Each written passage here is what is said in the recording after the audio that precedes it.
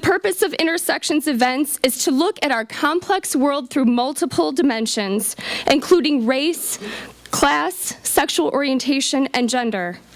By examining our various identities, we come to a deeper understanding of how they differently situate people in the economic, political, and social world. Our 3 centers are committed to creating safe spaces for students to explore their identities and to become their fullest selves. We provide services and support to encourage personal development, as well as to provide opportunities for leadership and advocacy around social justice issues.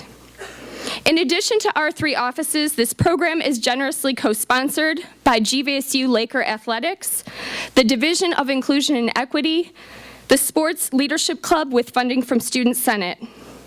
Just a couple of notes, Dr. Carlos has generously agreed to stay after and do a book signing at the back, and your evaluations mean a great deal to us, so please be sure to turn those in at the end.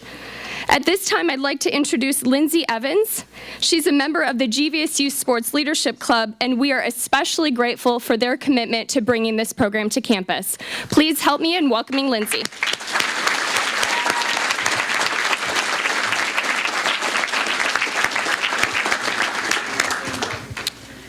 At this inaugural Intersections event, John Carlos, winner of the bronze medal in the men's 200-meter race at the 1968 Summer Olympics, will tell us his story.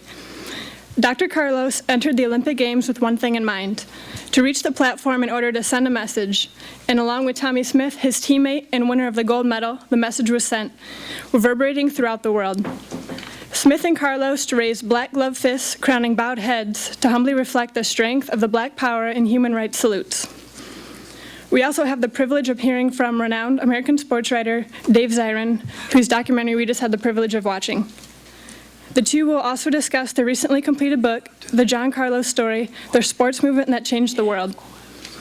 In this same book, Dave Zirin says of Dr. Carlos, "As a new generation of athletes and activists raise its fists, they can rest in the confidence that it's been done before. John Carlos dared and continues to dare to be more than just a brand. He has dared to live by a set of principles at great personal and professional cost. It's a standard we should all aspire toward, if we dare." So please join us in welcoming these 2 special guests as they help us examine the intersection of sports and politics in America.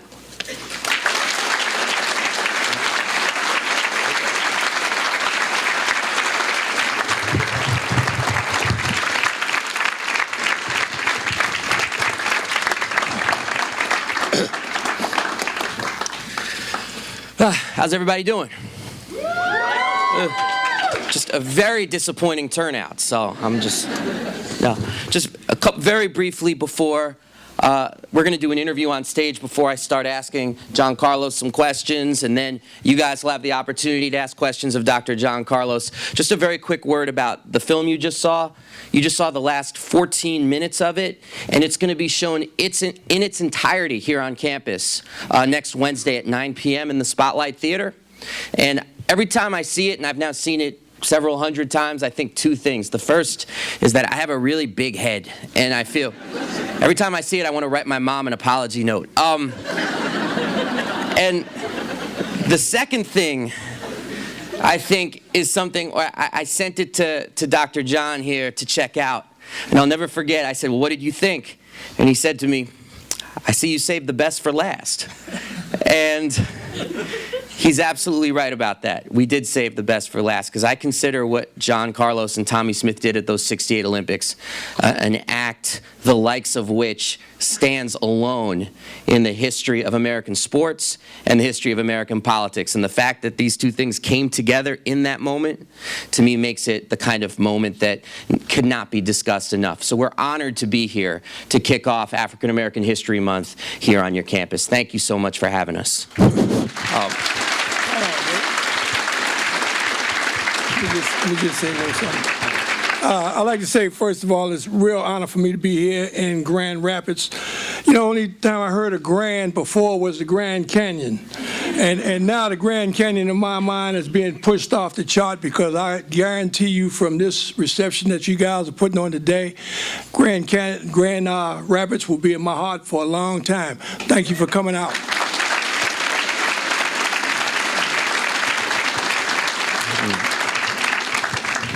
I hate it here. No, I'm just kidding. I was just kidding. Just trying to balance, a little fair and balanced up at the stage here. So, John, I just wanted to kick you up by asking the question that I know you've been asked more than any other over the last 43 years. And that's the question, why? You came in third in the race. You're approaching the medal stand. Why did you make that choice to put on the glove, take off your shoes, unzip your jacket, and make that statement? Well, first of all, it wasn't about the medal. There was no need to suffice my taste buds for an Olympic medal. It was required by the Olympic rules and regulations that you had to have a medal to reach the victory stand. I had no qualms about whether I could make the Olympic team or whether I could win the gold medal or any medal for that matter.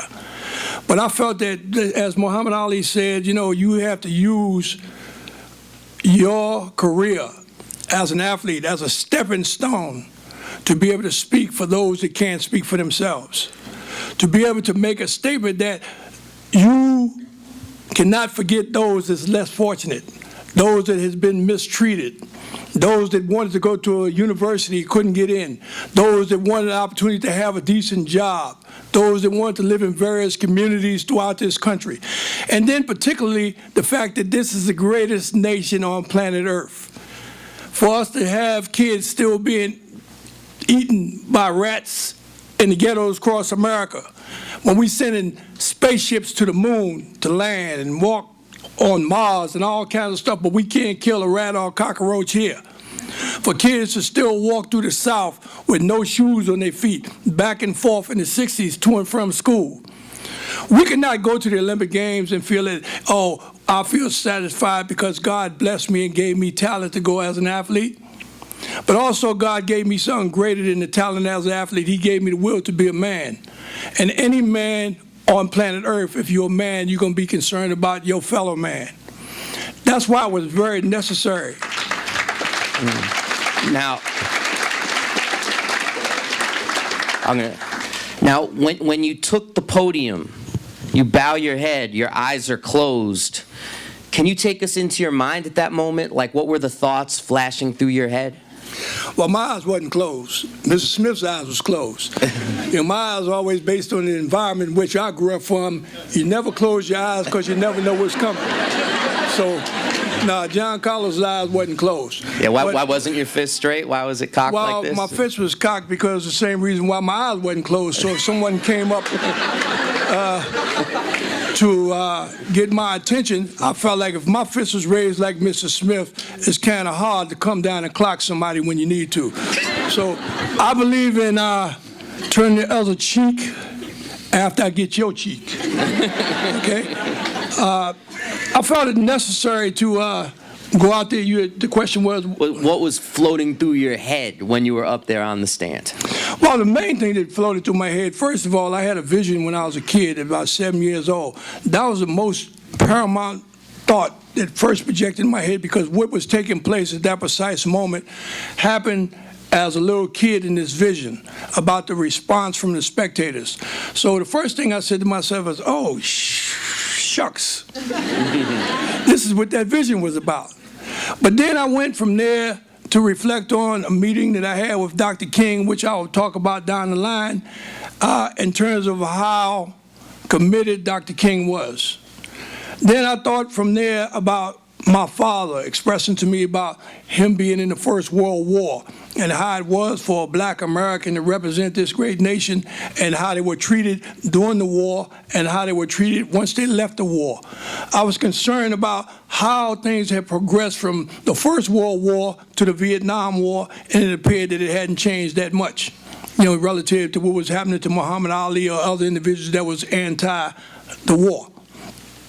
All of those things percolated through my mind. I think the main thing by the time I was getting ready to exit the victory stand was, the first thing came to my mind at that time is that I'm a free man, and they'll never ever be able to put shackles on John Carlos again. And when you say shackles, we're not talking about the chain and balls anymore. We're talking about shackles on your brain. And that's the problem that we have as individuals in this society. They say we're free, but are we really free when someone has a lock on your mind. So I thought about all of those things in terms of setting a precedent for young individuals to realize that they can see this thing. This is not something that you hear on the Walkman. This is something that you can visualize, and then you can make your own determination as to whether it was the right thing or the wrong thing to be done. And right now, that's exactly why you guys are here, because you will go out of here with your own estimation as to whether it was right or wrong. Can you tell the story of after the Olympics when you went home to Harlem and you saw your father? Oh, it was heavy.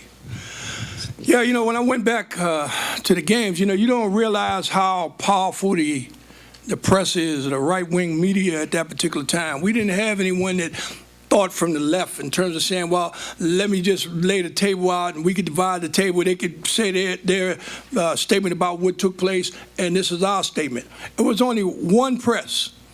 And that press did not paint us in a positive way. They painted us in a very negative way.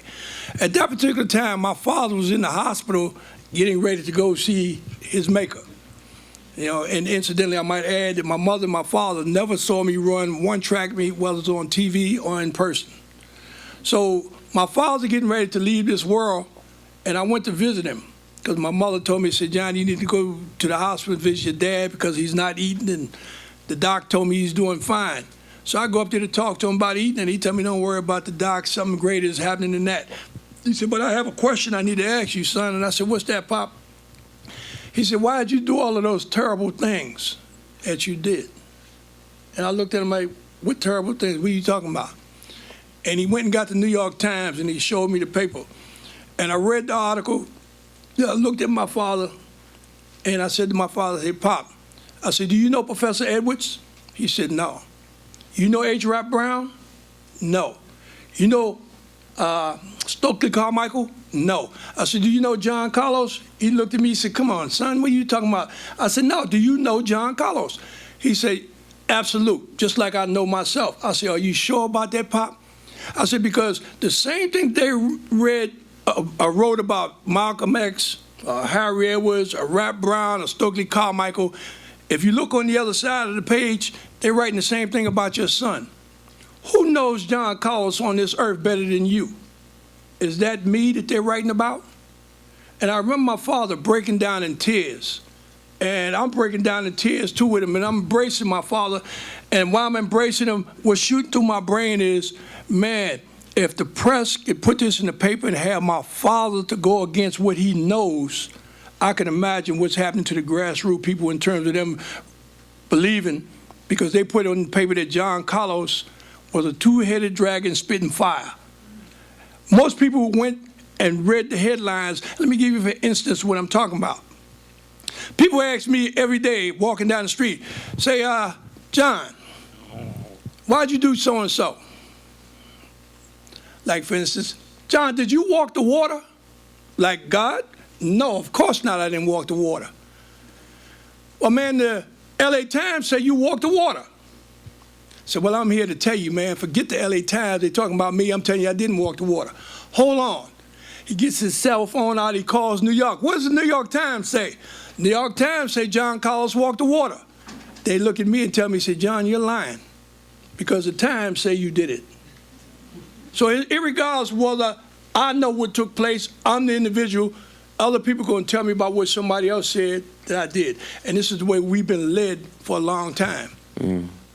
You know, you mentioned your father, that there's a story, a terrific story that I think speaks to your guys' relationship, and it starts with the phrase, you got 48 hours. 48 hours. Yeah, this is a growing up in Harlem in the 50s story, so hold on to your hat for this one here. What's you got 48 hours, and how did that end? Well, you know, my old man was the type of guy where he would let you come out of the corner. You put yourself in the corner, but he'd give you enough room to come out. I had a situation one time where I had to deal with some caterpillars. Most of you guys know what caterpillars are, right? Well, my mom would never come downstairs with these caterpillars. Being in the project, they was just infestated. So I went to the manager and told the manager, say, man, I have a problem here about these caterpillars. Well, I was young when I went in. I don't know, I must have been 14, 13. And he looked at me like, get out of my office. What are you doing in here telling me about some caterpillars? I said, wait a minute, man, I live in the project here. I have a right to ask you about these caterpillars. By that time, he didn't push the panic button. Here come the police and the housing guard come in. They wrestled me out. And I broke back in, and I told him, I said, hey, man, you got 48 hours. Now, the police looked at me and said, are you threatening him? No, sir. But it is a money-back guarantee. You got 48 hours. Now, that 48 hours came about because when I used to get in the mix as a young kid, that my father might not agree with what I did in my life at that time, he'd tell me, say, son, you did X, Y, Z. You got 48 hours to tell me why you did it. What you think, I better understand what you're thinking as to whether it was right or wrong for you to do it. I remember going to dinner. Next night, he'll come back and tell me, he said, well, you got 24 hours. In other words, you better have your answers right, because if you can't get it right, he's going to get it right for me. So I grew up with that. So when I went into battle for anything that I felt was right and people didn't want to move on it, I would use my father's statement. You got 48 hours. So when I went back to the manager in the project and I said to him, I said, man, what you going to do about the caterpillars? He said, I'm going to do what I did before. I'm going to have you taken out. I said, okay. 48 hours came, 48 hours left. I went to the gas station. So, hey, Mr. Gardner, my father sent me over here to get a can of gas. Well, where's your can? So he didn't have one. He said, you'll give me one. So he said, well, get one. I went and got a nice sized can, fill it up. And then he said, well, where's the money? I said, well, he said he'd take care of you with that later. So he give me the gas and I go. Now I go back to the project. I told all the women that used to sit downstairs, because any young man want to see your mama do the same thing everybody else's mama do. Come home from work, sit down, relax, have a soda, talk on the bench, you know, the gossip train. My mother was always upstairs in the window. She would never come down. I asked my mother, Mom, why don't you come downstairs? She said, well, son, you know, I work in the operating room at Bellevue Hospital, and I can't go in there with a rash on my neck. Anybody know about caterpillars? They're so fragile. If you go to wipe it off your neck, it's going to bust. By the time you move your hand back to your side, you got a rash in your neck. So I said, okay, now you got 48 hours then come and gone. So I went to the project with that can of gasoline, and I told all the women that was downstairs sitting on the bench in front of my courtyard, why don't you ladies go upstairs or go down the other end of the project? Oh, what is Johnny going to do now? What are you going to do now? Well, I took the gasoline and I hit the first tree. And then back that time we used to use stick matches, and I hit my zipper with the stick match and threw it in the tree and singed my face. I run over to the next tree and I hit the tree again with the gasoline. I couldn't get the match out. The fire jumped. So as a little walkway, courtyard to the other two trees, I hit the third tree. And by the time I hit the third tree, here's the police on me. They didn't know whether to tackle me or tackle the fire. So when they hesitated, then I hit the fourth tree. Well,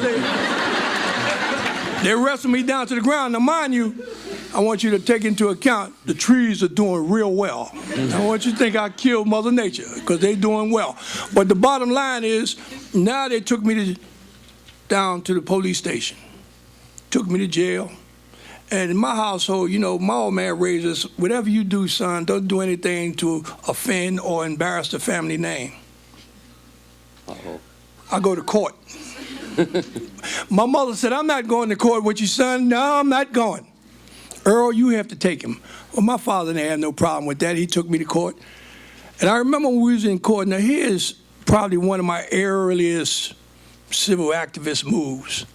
I get in there, the judge say, you ever been arrested before? No, sir. Looks at my father, has he been arrested? Not to my knowledge, Your Honor. Judge said, well, let me ask you, does your son have any mental deficiencies? Well, are you saying, is he retarded? No, sir, he's not retarded to my knowledge either.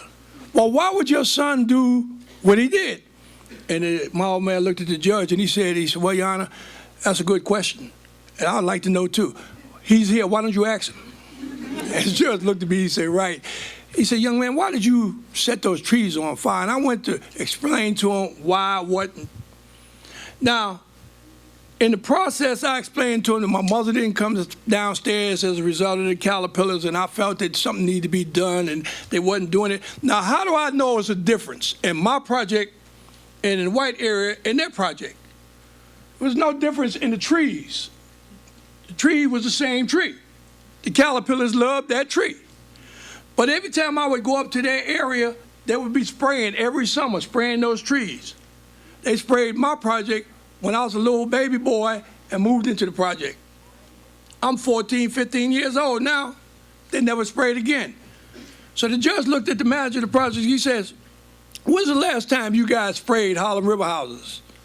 And the guy looked at the judge and he told him, said, well, Your Honor, I don't have those papers in front of me. I really can't tell you how many times we sprayed. So the judge was a wise man. He looked at the guy and he said to him, he said, well, I'll tell you what, this is a perfect time to adjourn for lunch. When you come back from lunch, you bring those records that you don't have before you now. In the meantime, my father looking at me out of embarrassment that he's up in the court with his son for burning up the project, so to speak. We go to lunch, we come back, my old man is pointing the finger on me, son, if they're going to send you to reform school, the whole 9 yards. Now, we get back to the court. The judge says to me, he said, well, what did you tell the manager? I said, Your Honor, I told the manager he had 48 hours. I gave him enough time, and my father looked at me, he smiled, because he knew what I was talking about. I said, but 48 hours came and left, and I had to do what I had to do. So he calls the manager up, he said, did you bring those papers? And the manager comes with one sheet of paper. But the judge was even smarter than that. The judge had called when he went out to go get the papers and told somebody else from the City Housing Authority to come. They come with a big fat envelope, folder. The judge said, do you have your papers? He come up, he said, well, Your Honor, this is all I could find. He said, well, sit down. And he says, anyone here from New York Housing Authority? And here come the guy come up with the papers. Well, they had been getting money every year to spray the trees, but they've been taking that money, pocketing the money, doing something else with it. And the judge said to him, he said, now, how often have you guys sprayed? And he looked at his paper. Every year they sprayed. He said to the manager, he said, every year? What's been happening to the money? Now, I done opened up a can of worms. All I wanted my mother to do is be able to come hang out. But now I realized that the manager was lying, and not only was he lying, but he was stealing the people's money too. Now, in the eyes of the judge, I'm not a little thug anymore. Now I'm a hero of the community. You know? And my dad, I noticed that his belly didn't swell up into his chest because he got pride now. And the judge commended me and told my father, said, you have a great son here, and he looked like he should be a lawyer one day. Well, I wasn't thinking about being no lawyer. But I remember when I left the courthouse, my father said to me in the hallway of the court, he said to me, he said, son, I just want to let you know. He said, I have the utmost pride in you, and I have the greatest respect in the world for you. You know what it is for a 15-year-old kid to hear his father tell him about how much respect that he had for you? You as a kid, 15, you're supposed to say that to your daddy. Daddy, I love you and I respect you. But for your dad to come and tell you that he loves you and respects you for something that you did, mind you, everybody in the project, when I hit them trees, they were saying, crazy Johnny, he's burning the project down. But they had no idea. 48 hours, that word or that statement, 48 hours, took me a long way. I said this is a true story. I did a talk by myself about 2 months ago at Miami University of Ohio, and by some crazy coincidence, one of the workers in the admissions department grew up with John in the Harlem River projects. And he said, oh, you did this book with John? I said, yeah, we did this book. And he said, oh, I haven't read it yet. And then there was a pause, and he looks at me and he said, did he tell you about those trees? Which, I love that. The reason that's kind of like gets to Dave, because when we started doing this book, I said to Dave, Dave, do me a favor. Don't take verbatim what I say. I want you to go out and research what I tell you, because I ain't just trying to give you a bill of goods for you to put in the book. I want you to know that these are factual things. So like God that I know, he works miracles for me. And across the way, as he's been going out, a lot of people have been coming back to him, and they've been signing off on the things that I've been telling them. Yeah, that is true. So this is the first event of Black History Month, and I think for these students here, you should know you're also meeting somebody here in John Carlos who grew up in Harlem, New York in the 1950s and early 60s at a time where walking up and down the street was a gentleman born Malcolm Little, became known as Malcolm X. It was somebody who John had regular contact with just growing up in Harlem, and I think that would be something that would be very worth people hearing. Like, who was the Malcolm X that you actually knew, the flesh and blood human being? Oh, man, you know, the most prolific speaker for me at that time as a young guy was a guy named Adam Clayton Powell. I used to go to his church all the time and listen to him and hear him at the end of his sermons tell me to keep the faith. And then one day, you know, like for you guys in modern time, you got the big screen, the flat screen, the whole 9 yards. Well, my TV back at that time was the radio. You know, we imagine what you look like. Well, there was this guy on the radio. He was speaking so strong in terms of identity, in terms of who he was, what his race was all about, what he felt that their role would be in life and society. Those roadblocks that was in our way, he felt that we need to move them out, but we can't move them out of our way until we have a full understanding as to who we are as Black people in this society. I said, who is this guy? I like this guy. Why did I like him? Because he didn't feel a certain way. He acted out what he felt. He didn't say, I'm anti-anybody other than the fact that he said, man, I have a right. I deserve the right to go to this community. I deserve the right to send my kids to this university. I deserve the right to apply for this job. I like that. So when I heard that he was coming, he was a Muslim and he was coming to the mosque. Now, I was a Catholic. I ain't no Muslim. But when they said he was going to 116th Street to the mosque there, I told my dad, I said, Pop, I said, who's this guy, Malcolm X? I said, I don't know, son. He's some radical. I said, radical? I said, well, I want to go down and hear what he had to say. And my old man knew if he didn't let me go, I was going to go anyway. So he told me, he said, son, go down there and don't get yourself in no trouble. Well, I went down there, just like these people got in here early to get these front rows. Well, I got there early to make sure I sat dead front center. And I listened to him, and I said, God, this guy sounds like me. Now, when I heard him talking and blowing the way he blew, I figured that Malcolm X had to be dark as my shoes, because he was just blowing too black to be such a fair-skinned guy. I said, nah, man, it can't be the same guy. But when he started talking, I mean, he just raised me up because he was so sharp in his delivery. He was so stern in his belief. His attitude was not to say that I'm against anybody, but those that was against him, his attitude was, I'm here to tell you that I deserve the right to be treated as a human being and respected as a human being. I like that. So as he spoke that day, I came back, talked to my brothers, tried to get them to go. They didn't want to go. Next week, I was right back down there that next Sunday. And then after the second time I went to him, I waited for him until everything was said and done. And I went to him and I said, Mr. X, I say, is it possible? You know, I introduced myself, of course. I said, is it possible that I could walk with you to your next location, whether it be the subway or a building or going to eat or whatever? Is it possible I can go with you? And he looked at me and he said, why would you like to go with me? I said, just so I could ask you some questions. And he kind of liked that. He smiled with his dimples. And he told me to say, sure. But I didn't realize at the time that this was getting me in shape for track and field too, because Malcolm X was a fast walker. And I had to actually jog to keep up with him. You know, but I was there every week walking with him. And we created a bond. And I'm gonna tell you how you can have a relationship with someone and you don't go to their house for dinner, you don't know the wife and the kids.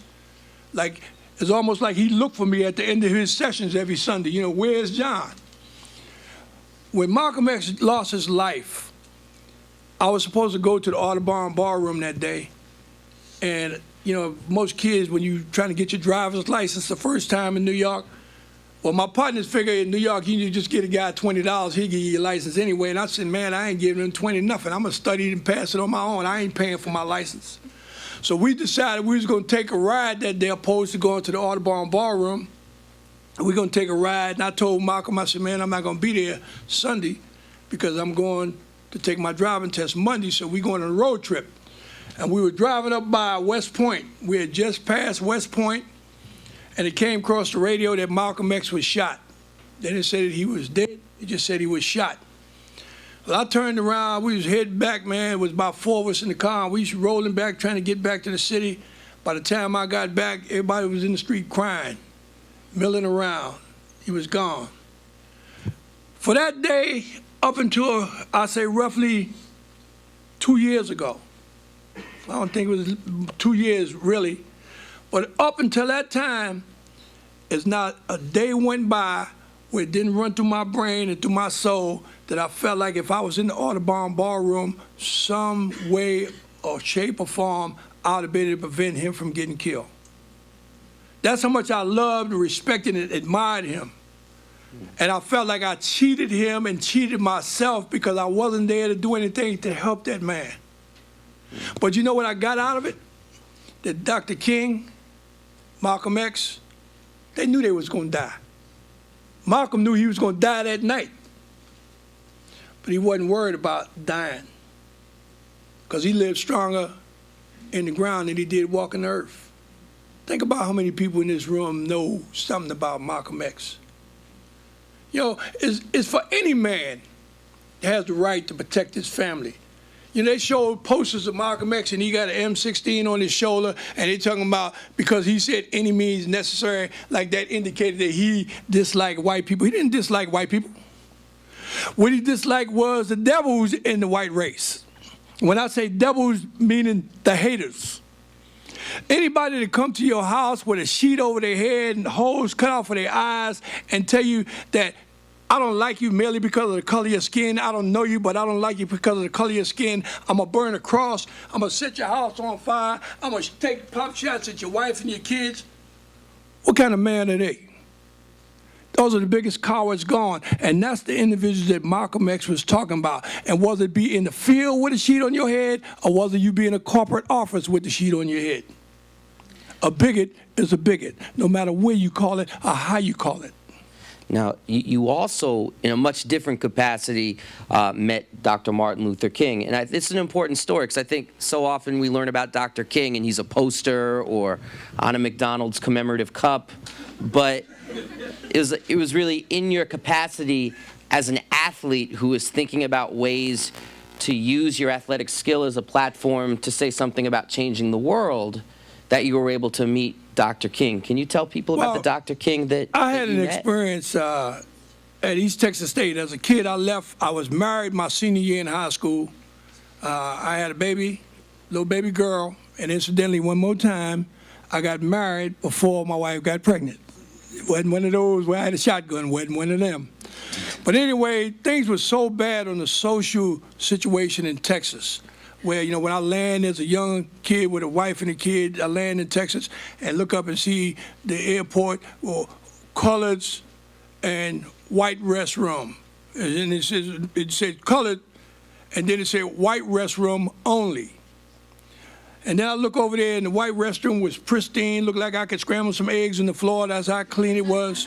And then I looked over the colored restroom. It was dirty and filthy, paper, toilet paper, water running, gnats and flies. And I'm looking, white water fountain, black water fountain, and I'm saying, man, where the heck am I? But at the same time, when the coach came in, my name changed from John Carlos, that he was calling me on the phone all the time trying to recruit me. When I got there, all of a sudden, my name changed to Boy. And I'm saying, Coach, my name is John Carlos, not Boy. Anybody would take that attitude if you got your wife and your baby there, man, don't call me Boy. But then he called me the N-word, so I thought, because it sounds so much, he used the word nigger, and I never heard that, and he said with his accent, he said it real fast, it sounds so much like the other word. So my wife told me, nah, that wasn't it. So anyway, the bottom line is the friction was so bad down there, either somebody was going to hurt my family or myself, or I was going to hurt somebody. So I told my wife, we're going to roll it up and we gone. And I went back to New York, and I told my mother, I said, Mom, I said, I just couldn't take it down there no more, so I had to bring my family home. She said, well, why don't y'all send for some money? I said, Mom, I would never call you and tell you that I made a mistake. Send me money. I said, but I'm here now. So she was in there painting one day. I'm in there painting with her, and the phone rings, and it's a phone call from Professor Edwards. And he calls me, he says, John, he said, listen, this is Harry. I said, what's up, Harry? I had met him at San Jose in 1965. And he said to me, he said, listen, it's a meeting taking place, and people asked me to invite you to the meeting. So I said, hold on, let me check with my mother. I said, Mom, they got a meeting going on, and they want to invite me. What you think? She said, oh, if they invite you, you must need to be there, so don't worry about it. I'll finish painting. So I went and got cleaned up, and I went downtown. There was a hotel, used to be across the street from the old garden called the Americana Hotel. I go into the lobby, and my mother was a perfectionist. She liked furniture, you know, type of mother, you get the sofa and then put plastic on it. You can't sit on it for 10 years. You know, so I walk into the lobby, and I see all this beautiful furniture, chandeliers and big pretty mirrors and sofas, and I'm thinking to myself, man, I can move all this up into my mother's pad right now. So that was just floating through my mind, you know, based on my youthful days.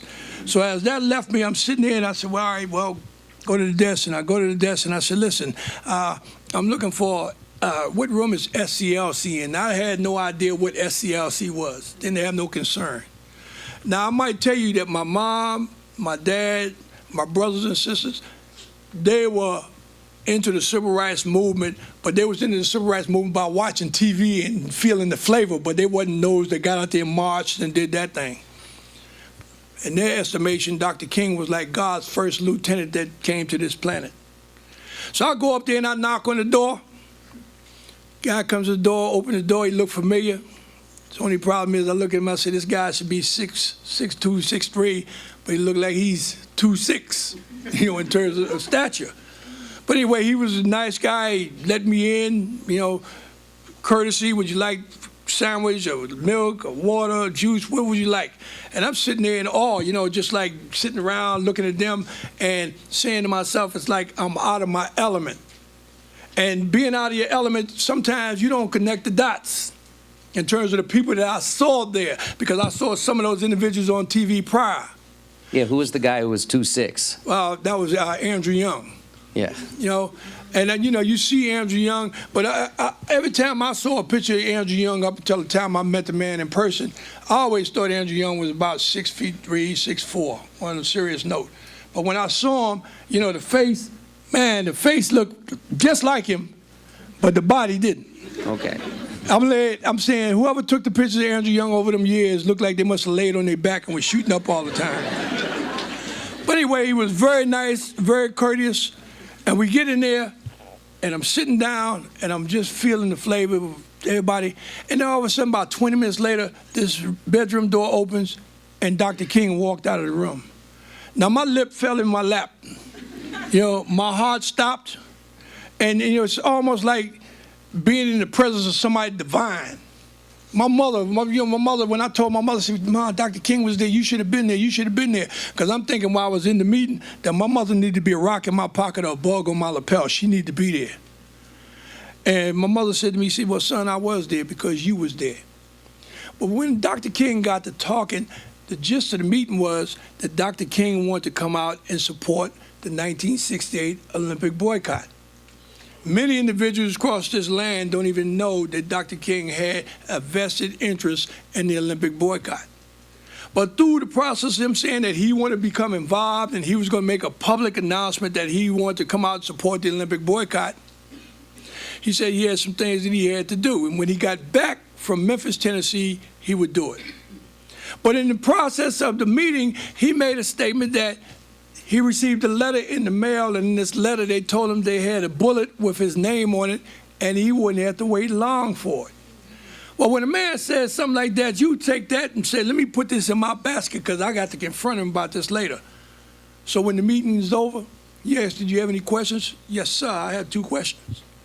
First question is, did you ever play any basketball?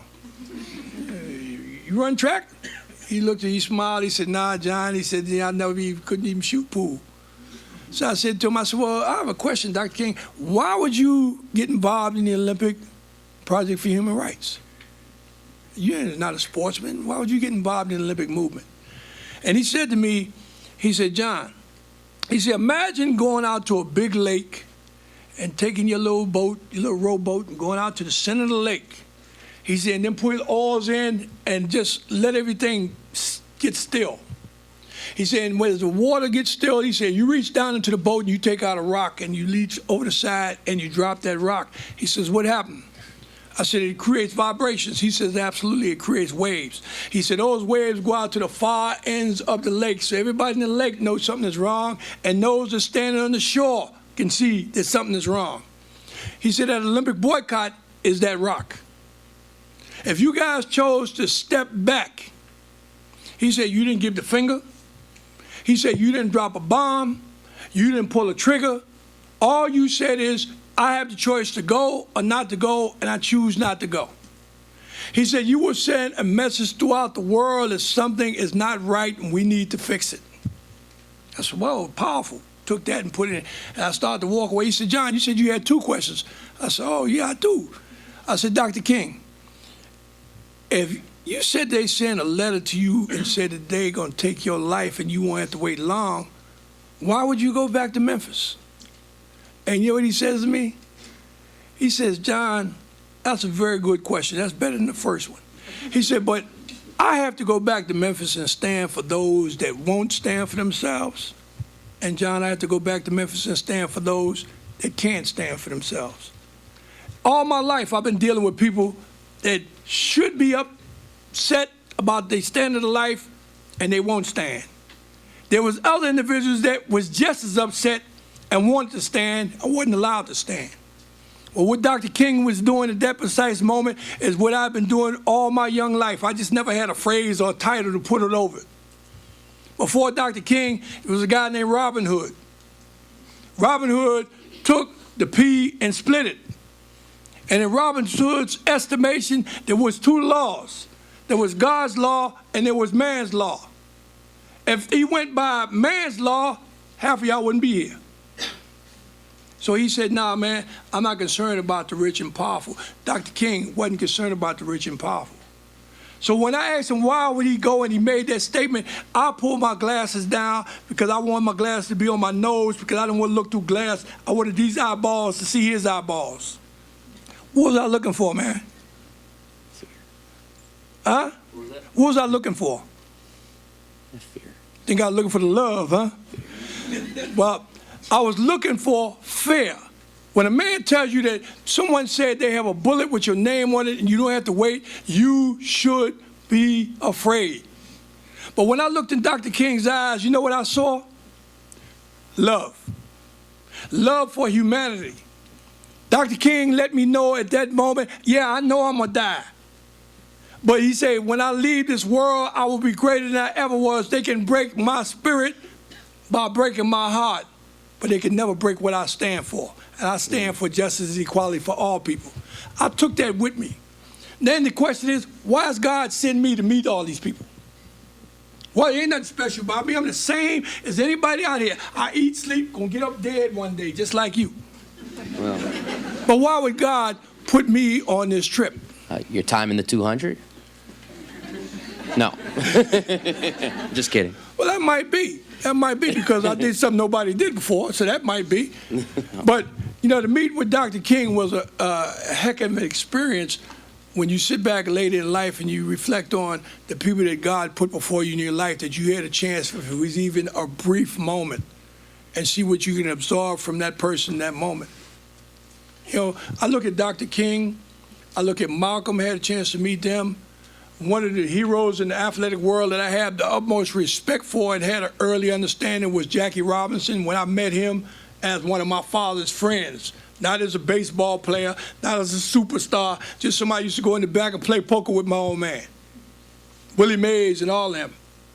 And then to not have understanding as to who Jackie Robinson was, and to go to the YMCA one Saturday and they showing the Jackie Robinson story. You know, Jackie Robinson wasn't the type of guy, you know, like the Muhammad Ali story. When they did the Muhammad Ali story, they had Will Smith play his role. Jackie Robinson played his own role in the Jackie Robinson story. And I remember going there, sitting there, and they got the lights on, you having a good time. But when they turn the lights out, you having a better time. Because we had the pranksters going on. We wasn't interested in the movie. But then as I'm scanning while I'm playing with my partner, I looked up and I saw my father's friend on the screen. I told my man, stop playing around, man, stop playing around. He said, what's wrong? That's my father's friend. Man, you don't know him. Stop playing around. And he stopped, and I started to focus. And I focused, and I learned that Jackie Robinson was born and raised right there in Pasadena, California. I learned that he was a good student. He went to UCLA. He led it in 4 sports. I learned that Jackie Robinson went into the military, became one of the best soldiers that we had at the time. And then I learned that Jackie Robinson was the first black man to cross the color line in professional baseball here in the United States. But out of all of that, what I learned even greater was the fact that he had all of these good things going for him. And merely because of the color of his skin, he had to be subjected to racism and bigotry by his own teammates, not all of them, but a lot of them, by his own city, the city that he represented. I like it like this. His own city that he represented. Pay the light bill. So, in any case, when you sit back and think about what he had to go through, him playing baseball, and then certain people that's supposed to be cheering for the Dodgers, they take a black cat and throw the black cat on the field, call him the N-word, a whole bunch of things. But you sit back and you think about the decency of the man. Because I don't know whether just any old body could have been in that position and tolerated the things that he tolerated. You sit back and think about him, you think about the Tuskegee Airmen right now in terms of things that people tolerated. But you remember at the same time, when you sit back and go to modern time in the 1968 Olympics, the things that Tommy Smith and John Carlos tolerated. We didn't take a step back, but at the same time, we didn't get up and cuss America. We didn't put the finger up to America. We didn't have bullets strapped across our shirts and say we're going to burn down or blow up America. All we did was tell America, say, imagine, as Dr. King said, if you step back from the Olympic Games, it's your choice to go or not to go. He said, but if you choose to step back, he said, do you think America would have fared as well at the Olympics? You think they'd have won all the medals that they won over the years? He said, let's take it further. He said, those that was in the war like your father. He said, if your father would have stepped back from the wars and all those blacks would have stepped back, or those that were sympathetic to their cause would have stepped back, he said, do you think America would be as great as they've been in the wars we've had in the past? He said, it's your choice to go or not to go. But then, remember how many people got offended because I made my choice. Now, first, I'll just ask real quick, Aaron in the front here, how are we doing on time? I just want to make sure people have time to ask questions as well. And I also wanted to make sure I asked you this question because you and I have spoken about this, and it's in the book, that the Olympic boycott movement, the Olympic Project for Human Rights, did an ineffective job in reaching out to women Olympians to be part of the struggle. And then when the conflict was at its sharpest at the Games, it was world-class female athletes like Wyoming Attias who stepped up and really stood up for you guys. Can you speak about that a little bit? Yeah, well, sometimes guys could be narrow-minded, and they could think, that when they see the mirror, all they see is themselves. They don't see their woman or the female species standing next to them in any way, shape, or form, particularly back at that time. When they talked about Olympic Project for Human Rights, they felt it was a man's thing. There was no women involved. There was no women's thought process. They didn't let them become involved in any way, shape, or form, which I disagreed with at that time and still disagree with today. When you sit back and think about, even though they were shut out, when we went and did our demonstration, I didn't see a lot of the guys that didn't go with the flow in terms of where I was, what my head was, what I believed in, to say, well, I stand by John Carlos while they was trying to kick me out of the Olympic Village and run me out of the country and just put my family down in the United States. But the women were the ones that stepped up. the girls that ran the 100 meters and the 4x4, not the 4x4, but the 4x1 relay, Wamia Tyes, Barbara Farrell, God, I can't remember all of them. I'm getting old. But in any case, those women stepped up and made the statement that these medals that we winning these medals in the honor of Tommy Smith and John Carlos. Man, that brought tears to both our eyes, just to think, hey, I ain't heard none of the guys on the team boast about, they respect us for who we are, but the women were the ones that stepped up. And I'm going to say this early, David. Yeah. I always try and make people understand, about what's happening with men and women. In this world that we live, it's a lot less love than it needs to be.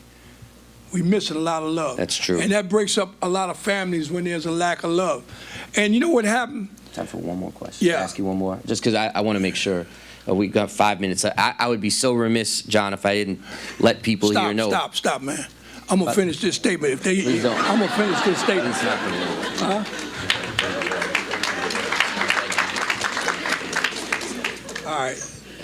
All right, he overruled me. Thank you. I'm sorry. I would just be so remiss if I didn't ask you this, job. Just because we've been traveling around talking about the book, and one of the things we've done is we've gone to different sites where the Occupy movement has been. We spoke at Occupy Wall Street, Occupy Columbus. All you radicals. Yeah, Occupy Chicago. I mean, anywhere. And it's been an amazing experience for us to go there. But for me, as sort of a fly on the wall, it's been an amazing experience to see how you've been embraced by these young activists who are there. Can you speak a little bit about the message that you brought to Occupy Wall Street, particularly this question of looking back and regrets versus not having regrets? Well, when I went there, I had to tell all the occupiers, first things first, I said to them, remember one thing. I said, the enemy wants you to cross the line and make a mistake so they can bust you in the head. So make sure that everybody's on the same plane. You understand? The same understanding, the same wants that you have. Don't let it be scattered or fragmented. Let everybody be on the same plane in terms of what they want, what they're trying to get out of this. I said, remember that everybody has an understanding that they have rules in which you have to follow. Like in 1968, we had rules that we had to go by. So you have to study the situation you're in. I told them, don't get in a situation where you get a lot of people hurt by doing something and have those that have the badge and the gun and the stick have to come crack heads because they take an oath. They have a mandate to do whatever the mayor, the governor, the military, the president tell them to do. And then I said to them, I'm here today because I am you. I said, 43 years ago, we had a quest. We had a fight. And so we did not win the fight 43 years ago. The fight still carries on today. Why am I here? Because I am you. And then I said to him, as you stand here right now at Occupy Wall Street or Occupy the World, I call it because it's happening all over the world. I said to him, remember, what you are fighting for is not for you. You're the catalyst to have it better for your kids down the line. That's why you're fighting for equality and fair wages and to keep your union alive and to have your pension plan still there for you. That's why it's time for you to step up now and start to look at politicians that give you a good story but don't do anything to protect your rights. You have a powerful voice. One individual can go to the Olympic Games and make a statement and resurrect the whole world. Well, everybody here is not going to make the Olympic Games, but everybody still have a voice. And until your voices are heard, they're going to keep rolling over you. So this is why I go out and support the Occupy movement, because they're concerned about the same issues that I was concerned about back in 1968. Only difference is the spectrum has grown larger. The circle has gotten bigger. Now it's not blacks or Hispanics fighting for rights. It's every ethnic group that's crossing the line right now to be concerned about the fact that I'm about to lose my house. Even the police is out there cracking heads. Their mortgages on the line too. Their kids can't get into the universities either. Their son and daughter right now that got out is getting letters talking about pay your student loan and don't have a job. They have the same concerns that you have. But the bottom line is, when you walk out of this area today, remember one thing. Just like John Carlos had his crossroads in life and had to make a very important decision in life at a critical time in his life, I didn't shuck and jive. I didn't try and be neutral. I also had to make a statement. Am I committed ultimately, or do I have a partial commitment? Well, there's no partial pregnancies. Either you're pregnant or you're not pregnant. Either you're committed or you're not committed. Those individuals that stand there today, 43 years later, that had that same crossroads as I had right now in old age. You see, I'm an old man now. I feel good about who I am and what I've done with my life. But with so many of them right there that's standing right now and they're upset because they felt that they made the wrong decision, and other individuals are even more upset because they made no decision. Don't get caught up in your life when you have an opportunity to make things better, not for yourself, but for society. Muhammad Ali said, yeah, I could have the Rolls Royce and I could have the big house. He said, but it ain't about me having it, it's about us having it. God bless you guys, and thank you for giving us this opportunity. You kicked my ass. You kicked my ass. You're amazing. I know, I pushed. That's because Hey, guys. Hey, look here. I know David loves applause. I don't come here for applause. But what I always tell people at the end when they want to applaud, I tell them, if you feel like you must applaud, go into your purse or your pocket and throw jingle up here.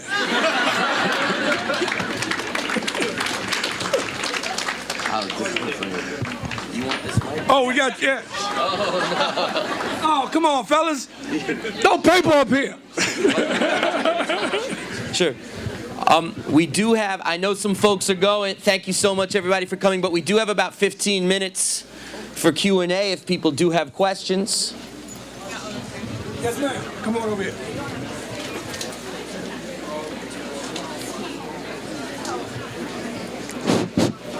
Hey, guys, listen up. Tell me before, man. This is kind of like a personal question. Oh, it's okay. I just wanted to know if Can you talk? Yeah, just people can line up at the front if they want to ask a question. Do you want to? Go for wanted to know, it. Go talk right into the mic, or I'll repeat it. Go. I just wanted to know, did you know Houston McTeer? Yes, I do. Okay, that's cool. Related to him? No, my ex-boyfriend's uncle. We had the question, do you know Houston Matia? Mateer. Matia. Yeah. And it was your ex-boyfriend's uncle. Yeah. All right. Yeah.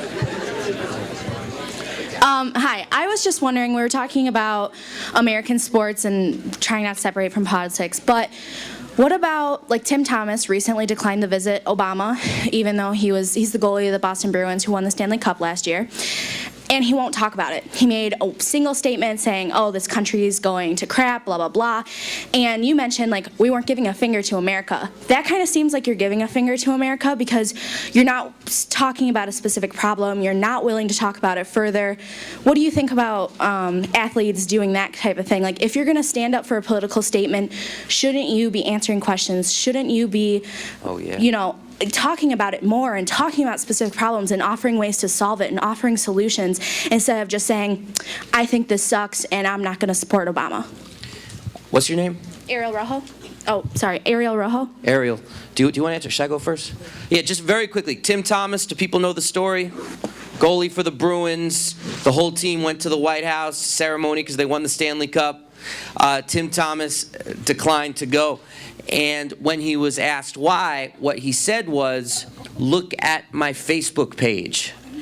And I would make the case, first of all, that, I mean, it's anybody's right, any athlete's right to not go to the White House if they don't want to go to the White House. That's their personal political decision. But I would strongly agree with what you said, that it was an incredibly weak move, that if you have this political conviction, to not then stand with it. I mean, think about what John Carlos and Tommy Smith did. They go to the Olympics. They succeed in the race. They raise their fist. They're vilified for it. And now 40 years later, here's John talking about it and trying to get his message heard. You compare that on one hand to Tim Thomas saying, check my Facebook status update. I mean, it's weak. And so it's like, I think that's one of the things, like if you're going to have convictions, you have to have convictions. And it's like what John said about being a little bit pregnant. I feel like Tim Thomas was trying to be a little bit pregnant. And the problem with walking a fence is that occasionally you slip. And if you slip, it's, you know, it's bye-bye stuff. And I think that's where Tim Thomas kind of ended up there. Well, I'll just say simply, I think that someone had Tim Thomas's ear and put that in his mind and had him to do it, but didn't give him any explanation as to why he was doing what he was doing. You know, I look at it in terms of, you know, they have leaders and followers. And it appears to me that he's a follower. He follows someone else's lead. Simple as that. You can hold on there. Oh, this is mine, okay. Questions over here? Yes, sir.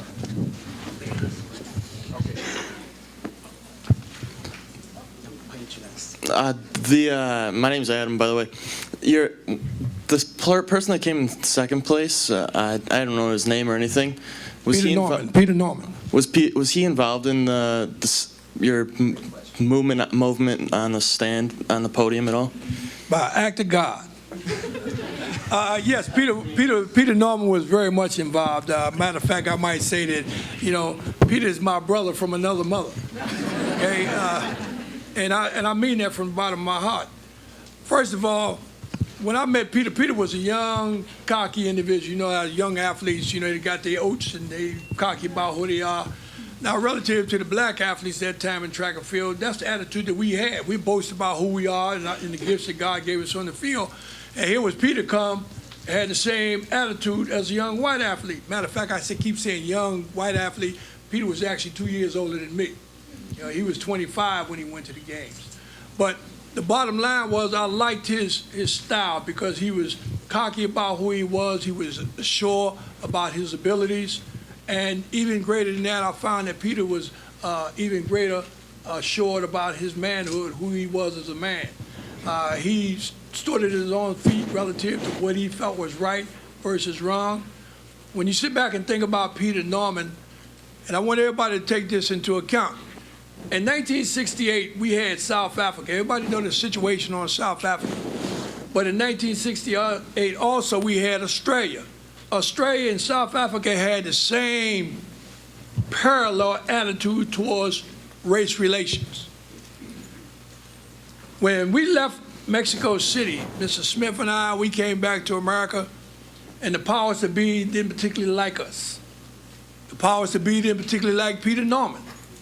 But when we came back, they said, let's go on one side of town and find Tommy Smith and just whip him down till we get tired.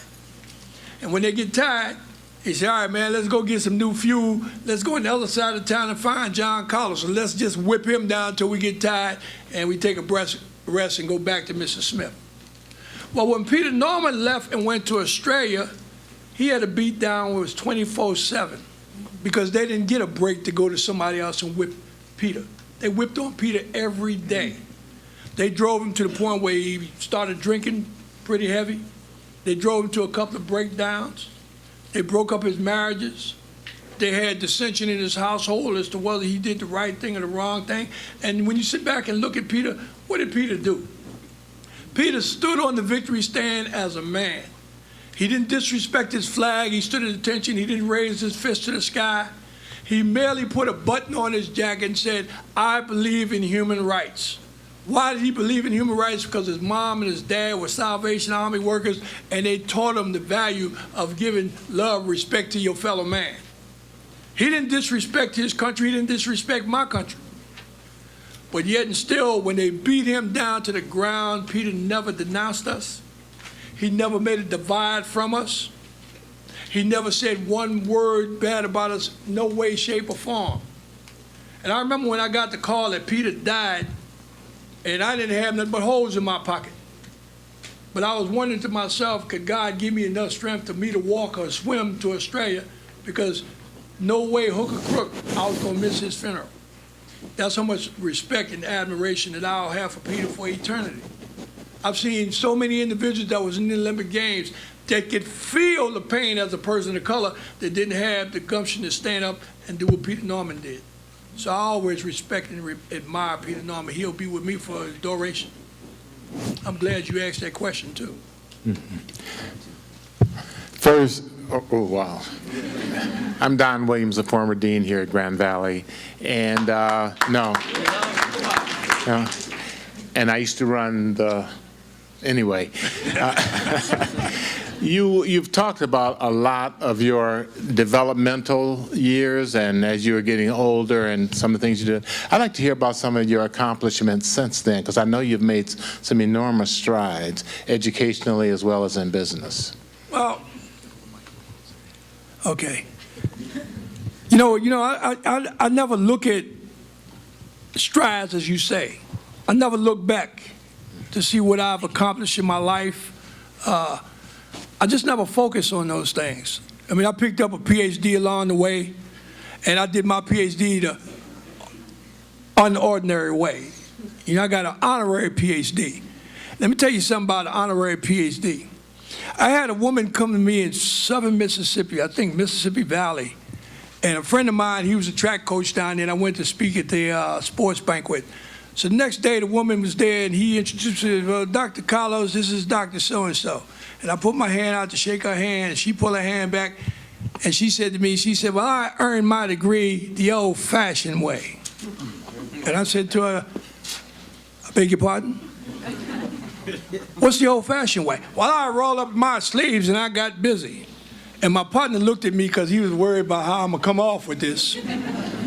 And I looked at the woman and I said, Miss, no disrespect, but let me ask you a question. Seeing that you did it the old-fashioned way, let's get into it the way you did it. I said, did you ever have an economics class? She said, yes. I said, well, they told me in my economics class that when something was of plenty, there was less value. In other words, when I got 10,000 apples, I can't sell them for a worth. But when I got 50 apples, I can sell them for the max. I said, now, how many universities do you think there are in the United States? She came up with a figure. I said, how many people you think got your degree the old-fashioned way? She started counting numbers. I told her, I said, you are correct. I said, how many people you think had the honor to receive an honorary doctorate degree? She said, very few. I said, just my point. I said, now let me go a little farther and tell you this. I say, with your doctorate degree that you got, did you have to write a thesis? She said, of course I had to write a thesis. I said, well, the thesis that you wrote was on people like me. I said, now, do you understand what I'm saying? I say, your degree is no more or no less than my degree. But I would never put you down. I applaud what you did. But I will not accept you trying to put me down for what they gave me. You understand? But, relative to accomplishments, man, that's for people to determine after I'm gone from here about what I did. I don't even like to talk about what I did other than the fact that I try and be a good husband, I try and be a good father, and I try and be a good role model. Relative to the hurdles in my life, hey, man, that's just for you to talk about later. All right. Good enough. All right. All right, so that's actually the last, or we're running out of time, so if we could just get one more. Before you go, right? One more? Okay. All right, so this is the last question. Oh, it's very exciting to have you here. Thank you so much. Thank you. I'm honored to be here. I wanted to hear a little bit about how you became such a great athlete. Where was the inspiration for the hard work that every champion demonstrates? Well, I really think that I was blessed by God. I was gifted. I was good in a lot of sports. When a kid goes to school and school don't really mean that much to him, you begin to look in terms of what talents do you have, because obviously you don't have it in the classroom. So I started looking and said, well, I got good looks, but that ain't carrying me nowhere. Okay? And then I started thinking that, based on race relations, I thought that I was going to be the first swimmer to represent America in the Olympics as a swimmer. That fell through based on the color card.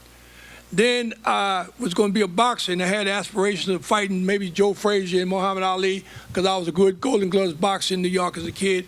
My mother stepped in, and my mother said, nah, son, you my baby boy. I'm not going to allow them to break your face up. Promise me you won't box. So I left boxing. And then through my Robin Hood days when I used to go steal from the rich and give to the poor, it was two detectives, Mr. Lester and Mr. Bryant.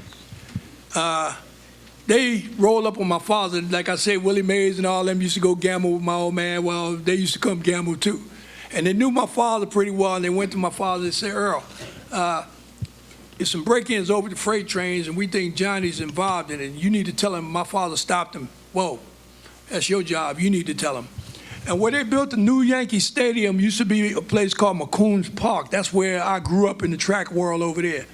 And I was over there helping myself to some of my old school partners. They was getting brand new Converse sneakers, and we didn't have them, so the only way we can get them, go over and take theirs. So we was in the park getting their sneakers that day, and the two detectives had the police come, and they blocked the whole park off. And they came in the park, and they found me and my partners, told my partners to go sit up against the bench, up against the fence there, and said, John, we need to talk to you. And they took me out to like the inside of the track. And I said, yeah, Mr. Lester, what's going on? So we got something to tell you. There's been some break-ins. We think we know who's doing it. And said, they leaned into my face and said, and we're going to catch them. So he said, but I have something else I want to tell you. And I said, what's that, Mr. Lester? Mr. Lester was about 6 feet. Mr. Brown was about 6'6", 6'7". Big dude, hands up to here. Anyway, Mr. Lester said to me, he said, you have a talent. And I looked at him, I said, I have a talent, what's that? He said, you're a runner. And when he said you're a runner, I kind of smirked like that. And Mr. Bryan smacked me, I can see stars right now. He smacked me upside my head, his fingers laying over here. He was a big man. And he said to me, he said, John, don't you ever disrespect Mr. Lester. I said, I'm not disrespecting him, Mr. Bryan. I said, but Mr. Lester said I'm a runner. I said, if a woman got her purse snatched in the neighborhood, she'll chase the purse snatcher down and get her purse back. So I ain't nobody special. He said, no, you're special. And that's initially how I got involved in track and field. I was nibbling on the hook. I think when I really got hooked is when I looked around and saw just how many people I was turning on by the gift that God gave me. I mean, I didn't want to be no track guy. I wanted to be a swimmer.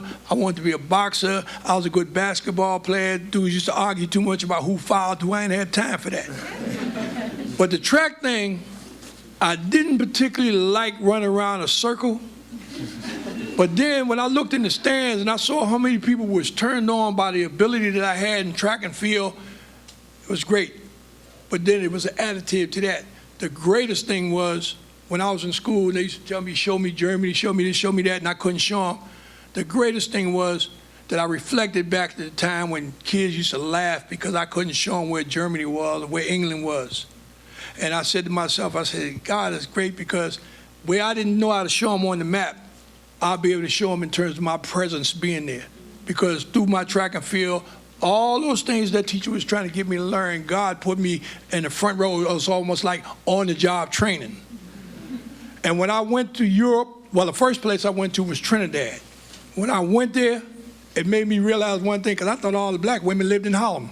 I went to Trinidad and I looked and said, Lord, where am I? I must have died and went to heaven. So from there, I said, man, you mean to tell me all I have to do is run the 100, jump up and down, touch my toes a couple times, I can come here every summer? That was the process right there to get me involved. And then when I went to Europe after that, it was a done deal. When I went to Europe and said, mean I got a free ride to Europe every summer, I'm still trying to run. So that's how my career got started.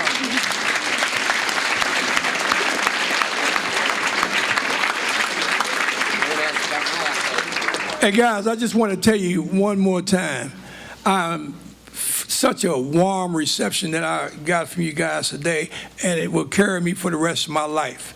Now, relative to the book, if you can get a book, get it today. If you can't get a book when you can. Because if you think what we're saying here moved you, when you open that book, I guarantee you're going to think that you walk right into the movie yourself.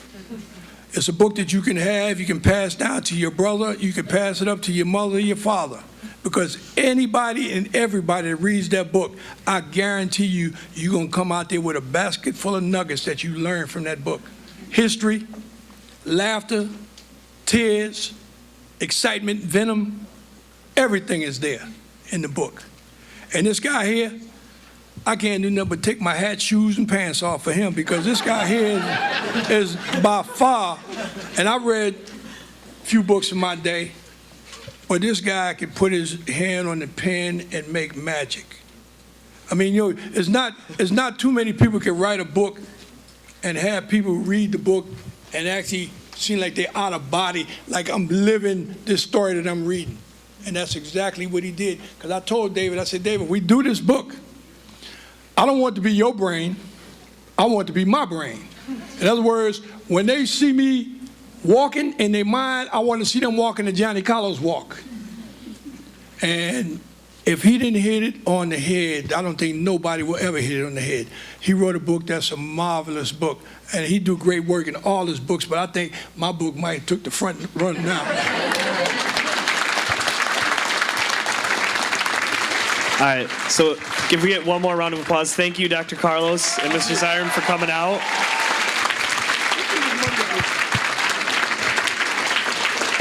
Books will be in the back, available for purchase, and Dr. Carlos and Mr. Zirin will be in the back as well to give signatures. One more announcement. Hey, just really quick.